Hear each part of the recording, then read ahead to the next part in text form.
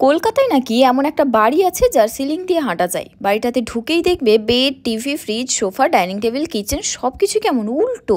সেটার খোঁজে বেরিয়ে পড়েছিলাম নিউ টাউনের উদ্দেশ্যে। পার হেড টিকিট 90 টাকা। টিকিট কেটে ভেতরে ঢুকতেই দেখি এ কী অবস্থা! কি সুন্দর! আমি দুটো হাতে ভর দিয়ে সিঁড়ি দিয়ে নেমে পড়লাম। তারপর কিচেনে যেতেই দেখি গ্যাসটা ঠিক আমার মাথার সোজাসুজি, আর আমার পাগুলো সিলিংয়ে। কি হচ্ছে কিছুই বুঝতে না পেরে ফ্রিজের ঠান্ডা জল খেয়ে মাথা ঠান্ডা করতে গেলাম। ও মা, এ তো দেখি ফ্রিজও উল্টো দিকে। তাই ভাবলাম তাহলে একটু ফ্রেশ হয়ে আসি। বাথরুমে ঢুকেই দেখি এ কি কাণ্ড! এখানেও তো দেখি সব কিছুই উল্টো। ধরো মাঝরাতে যদি দেখো কেউ এরকম সিলিংয়ে হামাগুড়ি দিয়ে দিয়ে সোফার উপর দিয়ে হাঁটছে, তাও আবার দুটো হাতে ভর দিয়ে। দাঁড়াও দাঁড়াও, এই তো শুরু। এরপরে যদি দেখো কেউ সিলিংয়ের দিকে পা করে নিচে রাখা টি টেবিল ধরে গোল করে ঘুরছে, কেমন ফিল হবে বলো তো? এতক্ষণ তো তাও ঠিক ছিল। এরপর ইমাজিন করো যে কেউ হঠাৎ করে তোমার ল্যাপটপটা নিয়ে ঘাঁটাঘাঁটি করছে, তাও আবার সিলিংয়ে পা আর মাথাটা ঠিক তোমার